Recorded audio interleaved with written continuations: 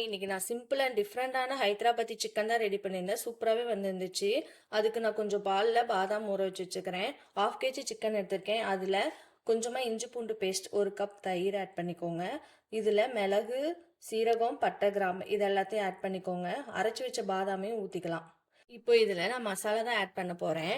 1 spoon மல்லித்தூள், கொஞ்சமாக மஞ்சத்தூள், 1 ஸ்பூன் வரமிளகாத்தூள், அப்புறம் நான் கறி மசாலா சேர்த்துக்கிறேன். நீங்கள் சிக்கன் மசாலா கூட ஆட் பண்ணிக்கோங்க. தேவையான அளவு உப்பு போட்டுட்டு கொத்தமல்லி தலையும் புதினாவும் ஆட் பண்ணிக்கோங்க. இதில் நான் கொஞ்சமாக யோகட் சேர்த்துக்கிறேன். யோகட் இல்லைன்னா ஸ்கிப் பண்ணிக்கோங்க.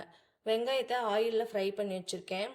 அதையும் இதில் சேர்த்துட்டு நல்லா மிக்ஸ் பண்ணிக்கோங்க. இந்த மாதிரி மிக்ஸ் பண்ணிவிட்டு 5 மினிட்ஸ் மேரினேட் பண்ணி வச்சுக்கோங்க. ஒரு கடாயில் கொஞ்சமாக ஆயில் சேர்த்துக்கோங்க. 1 ஸ்பூன் வரமிளகாத்தூள் சேர்த்துட்டு சிக்கன் அதில் போட்டுக்கிட்டு மிக்ஸ் பண்ணிக்கோங்க. இப்போ இதில் கொஞ்சமாக வாட்டர் ஆட் பண்ணிவிட்டு மூடி வச்சுக்கோங்க. 5 மினிட்ஸ் லோ ஃப்ளேமில் குக் பண்ணுங்கள்.